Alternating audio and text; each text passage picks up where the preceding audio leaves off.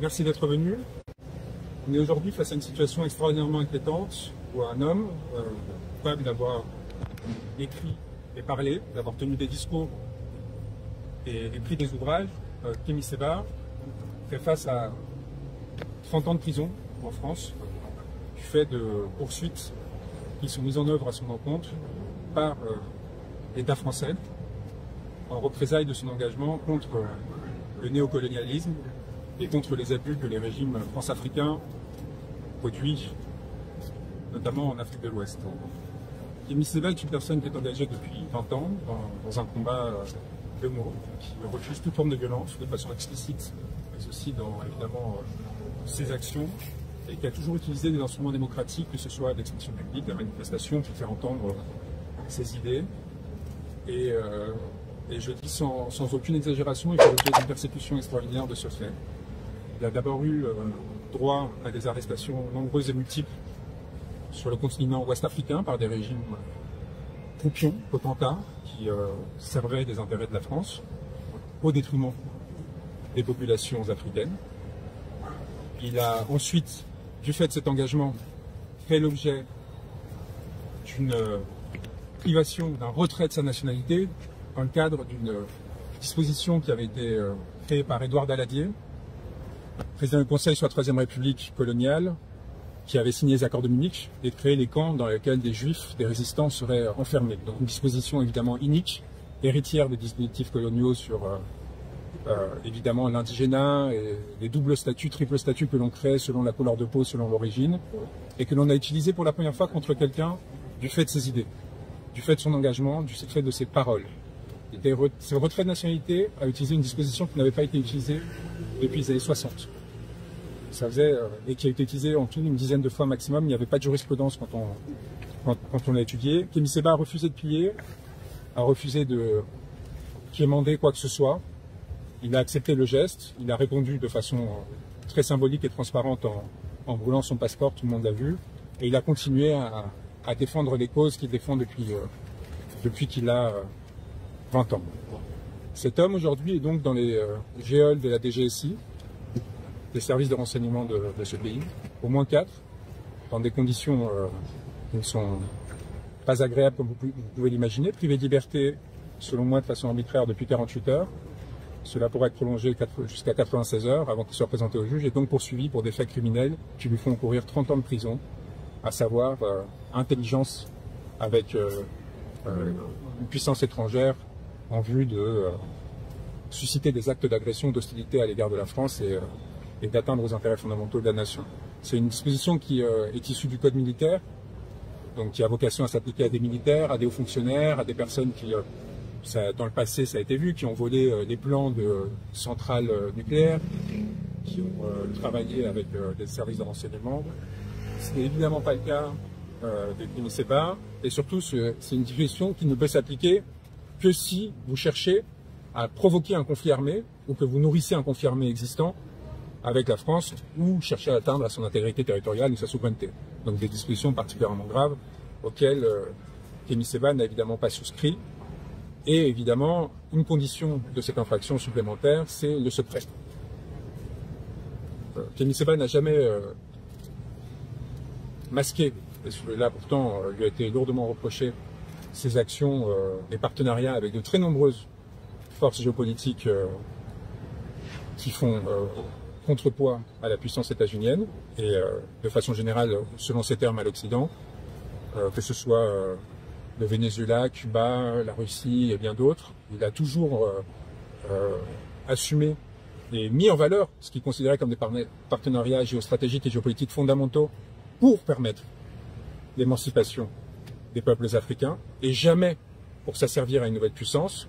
Il avait d'ailleurs rappelé en Russie aux autorités russes, dans un discours public qui a été vu des millions de fois, en leur faisant très clairement comprendre que s'ils comptaient prendre la place de l'ancien colon, ils ne pouvaient pas compter sur lui, ni sur le peuple africain, qui lui ferait voir son sérieux. Et donc on cherche à partir de là à construire un prétexte en fait pour détruire cet homme, le mettre à l'ombre, et probablement pour venger l'humiliation que ressentent une partie des dirigeants français suite à l'effondrement en fait de ces dispositifs france-africains qui ont longtemps alimenté, y compris financièrement, les élites de ce pays. Robert Bourgi le rappelait encore il y a quelques jours, avec le fonctionnement de mallette entre les régimes alliés de la France et les élites dirigeantes françaises. Et pour avoir dénoncé cela, pour s'être opposé à cela, pour avoir contribué à s'assurer qu'il y ait un changement dans un certain nombre de pays qui permettent de remettre la souveraineté africaine au devant de la scène, eh bien, il a le droit à une vengeance mesquine qui pourrait avoir des conséquences gravissimes, bien au-delà, encore une fois, de sa situation à lui, parce que, je vous rappelle, M. Seba n'a ni commis ni incité à un quelconque acte de violence, cela ne lui est même pas reproché, et il n'a fait qu'utiliser des mots. Et si on a inventé en France des dispositions pénales pour interdire que les délits de presse fassent l'objet d'une contrainte de corps, c'est-à-dire puissent amener à un placement en détention ou même en garde à vue, c'est bien parce que l'on sait très bien les conséquences que les lettres de cachet peuvent avoir sur la démocratie et sur la souveraineté du peuple. Aujourd'hui, avec Kémy Séba, on décide d'invoquer une disposition qui n'est jamais appliquée contre des citoyens, a fortiori contre des journalistes ou des intellectuels, pour le faire taire et pour l'écraser. Et donc nous sommes sur une situation qui devrait tous nous inquiéter. Alors j'ai lu beaucoup de portraits assez insupportables d'ailleurs, assez réguliers, concernant la supposée personnalité de M. Séba, son passé et ainsi de suite. Ça a été 1000 fois détaillé, 1000 fois décrit. Surtout, ça ne doit pas vous faire masquer cette réalité. Cet homme est persécuté du fait de mots et encourt 30 ans de prison du fait de mots qu'il a utilisés. Cela pourra demain s'appliquer à n'importe lequel d'entre vous. Et surtout, ceux qui sont le plus exposés dans cette situation-là, ce sont les journalistes français qui exercent à l'étranger et qui, parce qu'ils auraient un lien avec le gouvernement français, parce que par exemple l'AFP est financé par le gouvernement français, ou parce que Le Monde a justement un certain nombre d'aides publiques et ainsi de suite, pourraient à son tour, que ce soit par représailles ou tout simplement parce que plus personne ne donne l'exemple, parce qu'on est dans un monde où désormais on peut arrêter des journalistes, des militants, des activistes du fait de leurs mots, sans aucune contrainte particulière, sans aucune protection légale, eh bien ils pourraient à ce tour se retrouver exposés à cela, et ces régimes pourront invoquer des affaires comme celle de Kémy Séba pour légitimer leur acte et les mettre en œuvre ces dispositions. Kémy Séba, par ailleurs, comme vous le savez, est titulaire d'un passeport diplomatique, parce qu'il a été nommé conseiller spécial du président du Niger, du chef d'État nigérien.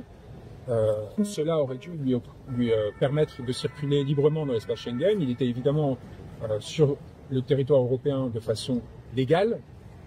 Il ne faisait l'objet d'aucune interdiction de territoire. Il avait obtenu son visa grâce aux autorités espagnoles dans le cadre d'un ordre de mission, d'une note verbale qui ont été transmises légalement. Et donc, il aurait dû, dans le pire des cas, même si ça m'apparaît injustifié, être déclaré persona non grata et expulsé et tout simplement renvoyé au Niger. Ça n'a pas été le cas. Évidemment, on s'assied non seulement sur les conventions de Vienne relatives aux missions spéciales, particulièrement sur ce point-là, mais également sur les usages diplomatiques qui, sur ces questions-là, sont quand même assez clairs. Lorsque un pays de l'Union européenne accueille une personne qui est dans le cadre de la mission spéciale, qui est donc une disposition spécifique des conventions de Vienne, par courtoisie, les autres États de l'Union européenne respectent évidemment les protections diplomatiques qui lui sont accordées.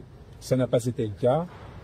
On ne le revendique pas spécialement parce que, par ailleurs, M. Séba est parfaitement innocent des faits qui lui sont reprochés. Mais par contre, on a parfaitement conscience de l'instrumentalité de cette procédure. C'est des procédures qui ne peuvent être initiées qu'avec un accord politique, que sur instruction gouvernementale. Il n'est pas à la DGSI pour rien.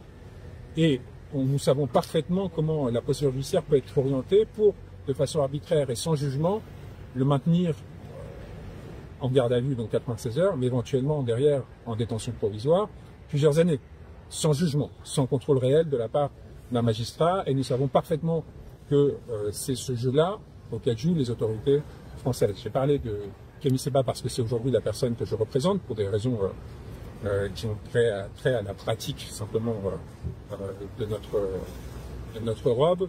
J'ai décidé de ne pas représenter à ce stade la deuxième personne qui m'avait désigné, qui a été arrêtée avec lui, qui est aussi un membre d'Urgence panafricaniste et à qui sont reprochés les mêmes faits. Je n'ai pas le droit, puisque la garde à vue est encore en cours, de vous faire part de ce qui est dit, du contenu de ces échanges, évidemment, et de la procédure judiciaire. Mais ces éléments que je vous transmets sont, à mon sens, suffisants pour vous permettre de vous rendre compte de la gravité de la situation, et quel que soit notre positionnement politique, idéologique, ou la perception qu'un certain nombre de médias peuvent créer de la personnage et de M. Sebha, qui d'ailleurs ne correspond en rien à la réalité, inquiéter les citoyens français sur la dérive que l'on connaît depuis un certain temps en France par rapport aux libertés fondamentales, évidemment, et en particulier sur les questions africaines, sur nos rapports avec les continents africains et sur notre incapacité à prendre acte de ce qu'un monde est fini et qu'un nouveau est en train de naître, et qu'il s'agit maintenant d'ajuster et de cesser de faire payer ce que l'on considère être une défaite ou une humiliation à des personnes qui l'auraient causé. Il est pitoyable, et je pèse mes mots, que la France fasse reposer sur Kémy Sebha, sur un individu qui dirige une ONG et qui ne fait que tenir des discours, son échec géopolitique sur plusieurs dizaines de pays et un continent tout entier. Cela pose question sur l'aveuglement dans lequel les autorités, le gouvernement, mais aussi dans une certaine mesure l'administration et la diplomatie, se sont enfermés quant aux causes de ce processus et la désaffiliation et peut-être le désintérêt, voire le désamour de plus en plus prononcé que les populations, partie des populations ouest-africaines en particulier, ont à l'égard de l'État français, aussi de façon croissante à l'égard de la population française, parce que c'est en train de créer des tensions entre nos peuples que l'on risque de payer de très nombreuses années. Et je pense que l'arrestation de Kémy Sebha va être très mal reçue chez de nombreuses personnes, en particulier sur le continent, et que le gouvernement et l'État français agissent de façon irresponsable également à l'égard des intérêts français et de leurs ressortissants. Allumer le feu de cette façon m'apparaît particulièrement dangereux. Encore une fois, quant à l'inverse, Kémy Sebha a, dans tous ses discours, systématiquement fait la différence entre les élites françaises qu'il considère oligarchiques et le peuple français. Et ça, c'est un point fondamental, parce que lui a toujours eu à cœur de tenter de maintenir un lien entre des populations. Et ce lien-là, il est en train d'être brisé et massacré par les autorités françaises. Si vous avez des questions, je suis évidemment à votre disposition. Juste une question. Aux États-Unis, le mouvement Uhuru s'est vu accusé des mêmes chefs d'inculpation que Kémy Sebha. Que pensez-vous de ce lien? Je n'ai pas d'informations sur cet élément, et surtout, ce n'est pas un dossier que je représente, donc je ne peux pas me prononcer sur cette question. Est-ce que vous pouvez nous rappeler les conditions d'interpellation, si vous les connaissez, de Kémy Sebha? C'était quand? C'était où précisément? Est-ce que ça a été violent ou pas? Le seul élément que je peux vous partager, c'est que Kémy Sebha a été insulté, a été projeté contre une vitre de façon violente par une dizaine de personnes cagoulées. D'accord? Donc, M. Sebha a toujours répondu à toute convocation qui lui avait été adressée par une quelconque autorité de justice, où que ce soit. Kémy Sebha n'a jamais fui ses responsabilités dans un quelconque autre pays, et il a montré qu'il n'avait pas peur de la prison, qu'il n'avait pas peur de la justice, et qu'il assumait l'ensemble des actes qu'il commettait. Cet homme-là a été arrêté, à mon sens, de façon lâche et violente et excessive par donc des membres de la DGSI cagoulés qui l'ont, dans la rue, violemment arrêté, puis après évidemment placé en garde à vue, où en garde à vue ses droits sont formellement respectés. Il n'y a plus de violence, à mon sens, et de ce que je sais, depuis le placement en garde à vue, en tout cas jusqu'à ce stade. En tout cas, sur les conditions de détention, ça m'apparaissait en effet important de vous donner ces éléments qui sont de nature à se poser des questions. Parce que M. Sebha, et c'est un point qui est important d'aborder, était en France en transit, comme vous le savez, il y a des membres de sa famille qui sont restés en France.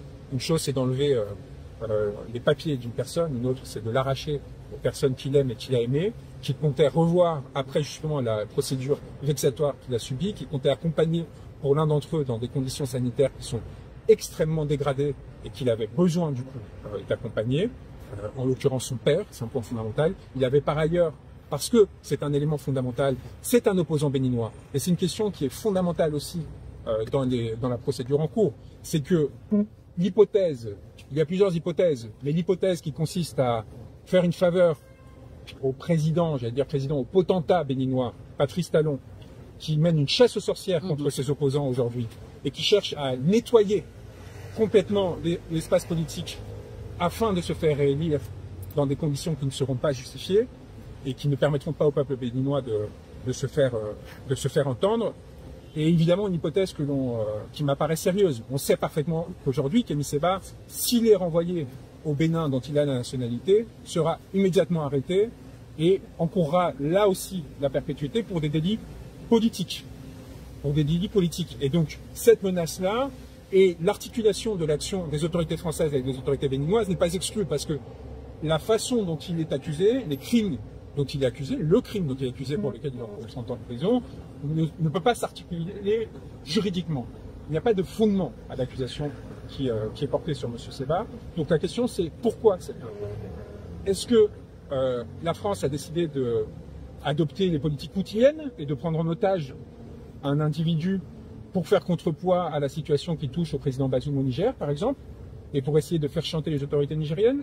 Est-ce que la France cherche à nettoyer l'espace politique béninois en lieu et place de M. Talon pour s'assurer qu'il n'est pas un opposant lors des prochaines élections de nature à lui faire perdre cette élection?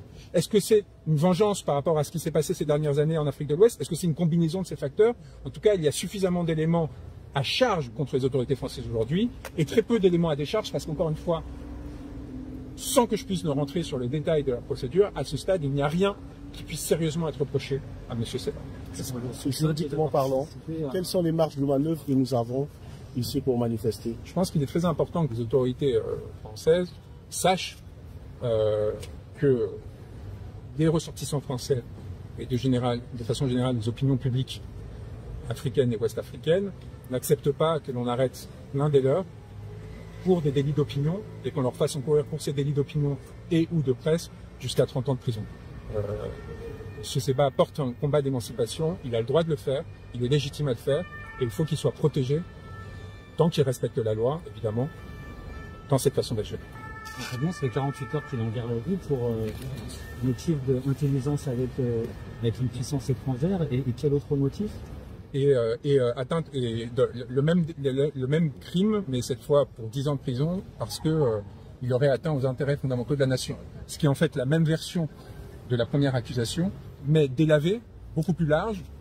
En gros, sans vouloir être grossier, mais vous pissez dans une lagune et vous avez atteint à l'environnement français, donc vous pouvez être poursuivi pour ce délit, pour ce crime. Évidemment, c'est pas dans ces cadres-là que c'est appliqué, mais le champ d'application de cette deuxième incrimination est tellement large, atteinte à l'environnement, aux moyens de la diplomatie à la défense française, à la souveraineté, que, en fait, à ce stade-là de la procédure, et dans un pays où les procédures judiciaires font l'objet de pressions politiques toujours croissantes et d'un suivisme de la part des parquetiers de plus en plus important, ça peut permettre, en fait, pendant plusieurs jours, plusieurs semaines, plusieurs mois, voire plusieurs années, de tenir quelqu'un dans les raies de l'appareil judiciaire de façon injustifiée.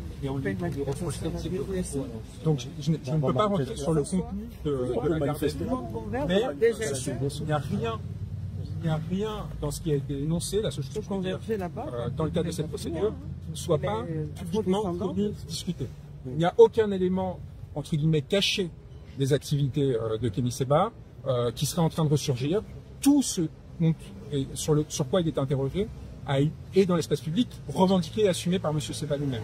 Donc à partir de là, je pourrais vous en dire plus une fois qu'on aura la garde à vue sur Est-ce que le Niger a essayé de l'aider comme il est représentant spécial du... Je vous renvoie aux autorités nigériennes sur ce point. Voilà. Je ne sais pas s'ils ont apporté une aide. Je respecte la souveraineté des autorités nigériennes et c'est à elles de décider si elles le souhaitent de s'exprimer publiquement quand elles le souhaiteront ou de faire les démarches qu'elles le souhaitent. Vous l'avez vu, Kémy Sebha? Je l'accompagne évidemment au cours de la garde à vue, depuis le début, tous les interrogatoires et j'essaie de l'accompagner dans cette situation. Il est serein. Il est serein parce que c'est pas la première fois qu'il fait l'objet d'une arrestation ou d'une privation de liberté arbitraire. Il sait parfaitement. Il y a justement aussi une stratégie de transparence parce qu'il sait très bien que le secret ne peut aller qu'à son détriment. Donc depuis le début, il a toujours assumé l'ensemble des choses qu'il faisait dans le but de ne pas se retrouver dans une situation où on pourrait prétendre qu'il aurait comploté. Parce que l'intelligence avec l'ennemi, je vous rappelle, l'un des critères fondamentaux, c'est le secret. Or, Kémy Sebha n'a rien fait de secret. À aucun moment, il n'y a, en tout cas, à ce stade de la procédure, et on est à un stade suffisamment avancé pour penser qu'il n'y aura pas de doute à cet égard, il n'a, ne serait-ce que de par ce simple critère, l'infraction ne pourra être retenue. Est-ce que l'ennemi sera défini? Je sais que l'ennemi c'est large. Est-ce qu'un pays sera désigné? Là, on rentre dans le contenu de la garde à vue et je pourrais vous répondre dès qu'on... C'est à l'issue de la garde à vue, c'est ça? Oui, mais comme vous le savez, à la DGSI, on aime beaucoup poser beaucoup de questions sur vos opinions politiques, sur vos orientations idéologiques, sur vos amis, Le spectre est large en fait. Ça peut aller des Antilles, de la Calédonie, à la Russie. Ils essayent de, et puis c'est le propre de quelqu'un qui est engagé pour la cause noire partout dans le monde. Donc à partir de là, c'est-à-dire qu'on peut frapper sur l'ensemble, comme vous le dites, sur un spectre qui peut enfin, traverser 5 continents en fait. Parce que Kémy Séba, et vous le savez, mais les personnes qui l'écoutent ne le savent pas, a toujours eu cœur de créer le lien entre les populations noires et afrodescendantes partout dans le monde en fait, et de s'assurer, parce qu'il y a une similarité de conditions dans beaucoup de continents et dans beaucoup d'États et de régions. Et son interpellation, c'est pas accompagné d'une perquisition dans le Je ne peux pas rentrer dans les détails de ce qui s'est passé, mais vous imaginez bien que quand on accuse quelqu'un d'un crime pour lequel on lui fait encourir 30 ans de prison, c'est le double d'un viol, plus que la plupart des procédures terroristes, y compris pour des actes particulièrement graves auxquels on est confronté. Je veux dire, on est sur l'échelle maximale, à l'exception de la perpétuité, de la chaîne pénale française.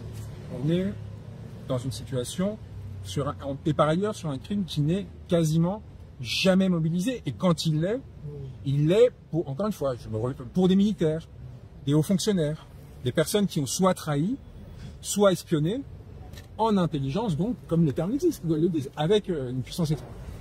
Kémy Séba n'était ni en position d'espionner, comme vous l'imaginez bien, il n'avait pas de complicité active au sein de l'État français, ni d'accès à ses archives, et il n'était pas en mesure de trahir dès lors que tout ce qu'il fait a été toujours assumé publiquement.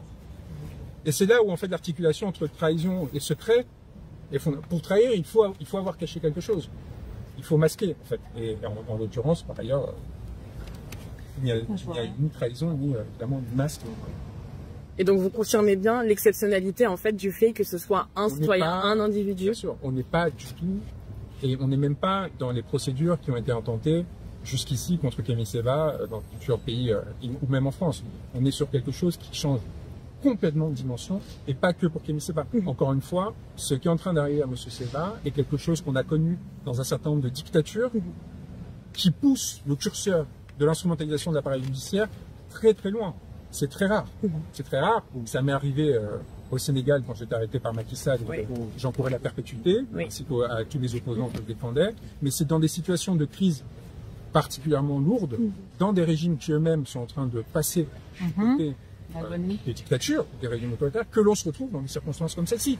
Comment voulez-vous que l'on s'adresse à la Russie pour essayer de faire libérer les prisonniers politiques détenus là-bas sur le fondement d'être agents d'étrangers, d'être et ainsi de suite? Pourquoi? Parce qu'ils participaient à une ONG, parce qu'ils travaillaient avec des médias. Si nous-mêmes commençons à reproduire aujourd'hui ces mêmes dérives, on est sur une situation qui risque de nuire aux intérêts fondamentaux de la nation, mais pas pour les raisons que la DGSI invoque aujourd'hui, à mon sens.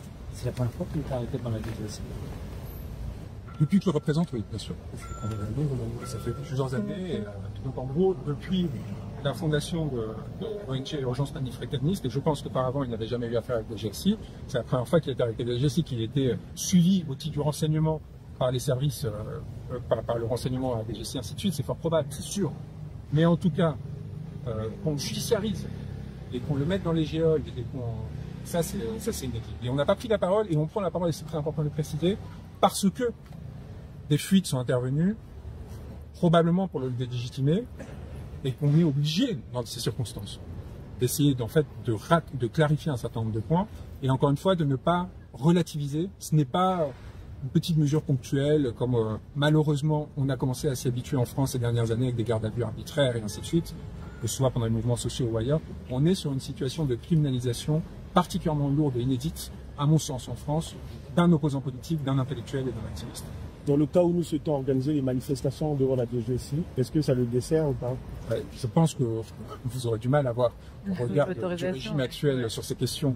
En France, l'autorisation, je pense que si vous le faites à une distance raisonnable comme ici, ce serait légitime et ça appartiendra évidemment à chacun d'entre nous de décider si c'est pertinent de le faire ou pas. Là, je ne peux pas, en tant qu'avocat, me prononcer. La seule chose que je peux vous dire, c'est que dans les circonstances actuelles et de façon générale, il est important, encore une fois, non pas par positionnement idéologique, mais par attachement à un certain nombre de principes et de règles, de fixer des limites à ce que l'État peut faire et de la direction qu'il peut prendre. Et en l'occurrence, je pense qu'on a touché ces limites aujourd'hui. Il y a une précision sur le communiqué d'urgence panafricaniste. Ils disent qu'il est rentré avec un visa J'ai pas lu le communiqué de l'Agence d'accord. africaine. Je sais En pas. fait, Les AD. ouais, donc, du coup, est-ce qu'il y a un passeport diplomatique? Non, C'est je pas- reprécise à nouveau, passeport diplomatique avec note verbale et hors de mission, qui vous permet d'obtenir un visa Schengen normal, une autorisation de circuler sur l'espace Schengen pendant une durée déterminée. On était dans cette durée. Des activités qui étaient prévues dans hors de mission étaient couvertes. C'était des activités publiques, c'était des conférences, il n'y avait pas de faux semblant ou quoi que ce soit, c'était très clair.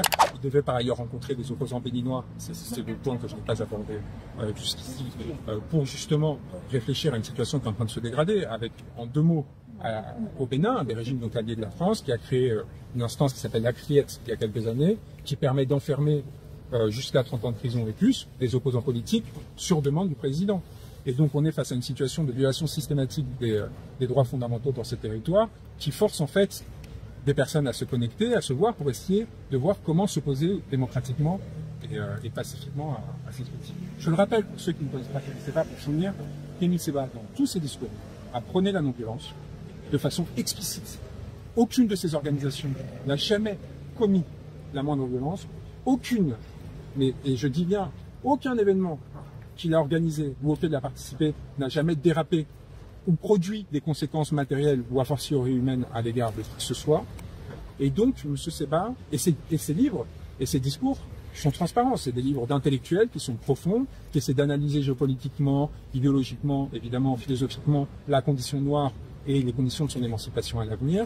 Il n'y a pas du tout, depuis la création de l'urgence panafricaniste, et en tout cas, et c'est le dernier point, peut-être que je peux vous donner sur la procédure, sur la période de prévention, le moindre, mais c'est même pas la moindre poursuite judiciaire pour un de ces faits.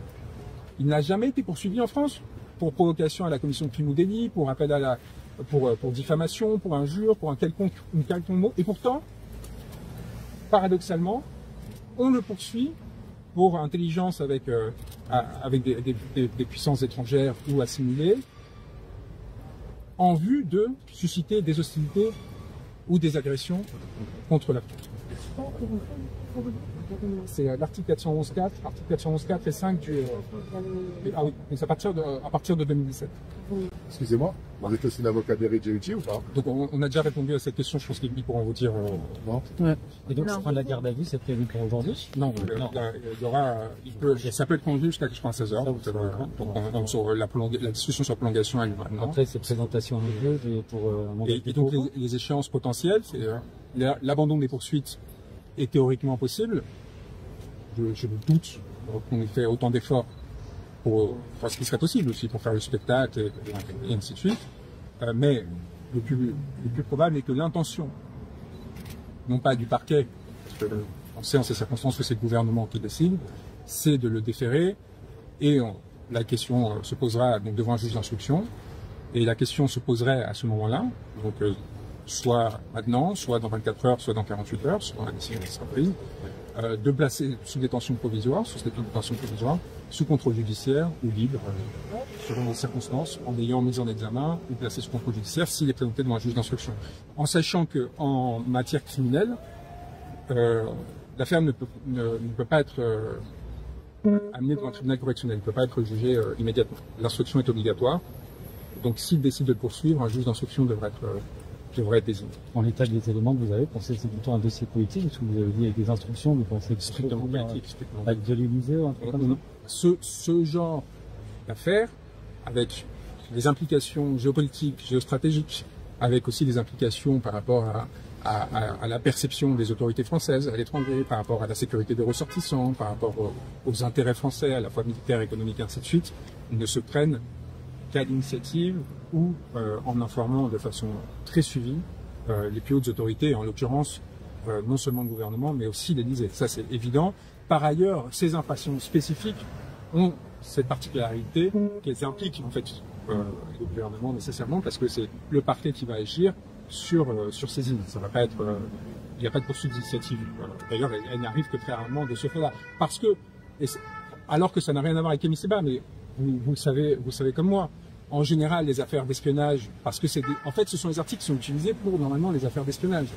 Et les affaires d'espionnage ou de trahison de compagnie se règlent par l'expulsion des personnels diplomatiques qui sont dans les ambassades ou qui ont fait l'objet d'espionnage, par des négociations bilatérales et ainsi de suite, ou en ce qui concerne la trahison, donc en fait des hauts fonctionnaires et ainsi de suite, pour le coup, soit discrètement, soit par une criminalisation, mais qui est initiée par l'autorité évidemment qui a souffert de l'acte de trahison. Là, on est dans un contexte inédit où on utilise ces dispositions contre quelqu'un dont, dès l'origine, ces dispositions n'ont pas été pensées pour cette affaire-là, pour ces situations-là. Elles n'ont pas été pensées pour être utilisées contre des opposants politiques.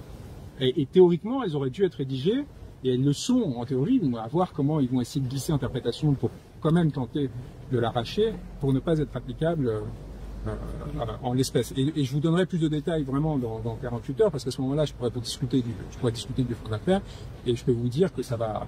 Enfin, il y a suffisamment d'exemples d'affaires qui auraient pu être parfaitement judiciarisées, bien plus graves, concernant un nombre conséquent d'individus en France, qui ne le sont pas parce que ce n'est pas fait, je le répète, j'insiste, ces dispositions légales ne sont pas faites pour ce genre de situation. Et donc, il y a un détournement de la procédure judiciaire, une instrumentalisation de la procédure judiciaire qui m'apparaît flagrante à ce stade. Monsieur Branco, dites-nous, nous, Africains et Afro-descendants, comment pouvons-nous juridiquement... Je n'ai pas d'instruction à... Comment pouvons-nous juridiquement porter plainte contre la France pour qu'elle arrête de traumatiser, d'agresser, de violenter, de stresser les leaders panafricains et les Africains qui osent dire « nous voulons notre souveraineté, nous voulons vivre libre ». Donnez-nous un conseil. Juridiquement, comment nous pouvons articuler cette histoire pour que la France entende et arrête de nous pourchasser, de nous tuer, de nous traumatiser. Comment pouvons-nous faire? Un conseil, sans facture. On va finir là-dessus. Moi, à ce stade, j'ai un homme à défendre, un homme qui est en cours 30 ans de prison, un homme à libérer, et c'est à chacun, suivant ses orientations idéologiques, selon sa capacité, de faire le nécessaire pour s'assurer que ces situations ne se reproduisent pas, et que de façon générale, personne ne puisse craindre. Parce que c'est évidemment le dernier effet qu'on cherche à générer, c'est la crainte. C'est l'intimidation, ça avait déjà été le cas avec le processus de retrait de nationalité. Pour l'anecdote, j'ai fait l'objet de procédures disciplinaires, je fais l'objet de procédures du barreau de Paris pour avoir défendu Kémy Séba dans cette procédure-là, parce qu'on considère que la comparaison de cette disposition avec d'autres événements de l'histoire n'était pas correcte, c'est inédit. Comme vous savez, les avocats ont le droit à l'immunité dans l'écriture, c'est quand même un principe fondamental, parce qu'à partir de là, s'ils restreignent leurs droits. Et donc en fait, cette procédure est initiée sur demande directe du directeur de cabinet du ministre de l'Intérieur. Donc ça vous permet peut-être de répondre de façon contournée à la question de savoir quel est le niveau d'implication des autorités. Okay. Si le directeur du cabinet du ministre de l'Intérieur fait poursuivre l'avocat de Kémy Séba, vous pouvez imaginer à quel niveau Kémy Séba est suivi dans le cadre actuel. Je vous remercie. J'ai une question, vous avez dit que ça a commencé à se reprocher à 2017, c'est la création de l'urgence. Non, il crée des préventions larges pour, vous voyez, comme en plus ils sont en matière criminelle, ils pourraient y faire sur 20 ou 30 ans, ils essayent de frapper le plus large possible pour après resserrer sur ce qui les intéresse. Je ne peux pas vous dire plus sur le contenu, encore une fois, à ce stade, mais je vous laisse, c'est avant-hier à 4h. Parce que à 15h, il y a quelque chose, je ne sais plus quelle était la mais moi, je viens d'arriver, j'ai juste une dernière question. Je suis désolé, une dernière question. Bah, ça veut dire que la France, c'est les droits de l'homme, les droits de l'homme, les libertés d'expression de ces sociétés-là. Maintenant, elle change ses lois, elle changerait ses lois pour juste arrêter les Africains. Il y a un détournement et une interprétation volontairement excessive de la loi existante, afin que quand on ressuscite une procédure et une disposition qui n'a pas été appliquée depuis 60 ans et qui n'avait été appliquée que quelques fois et dans des cadres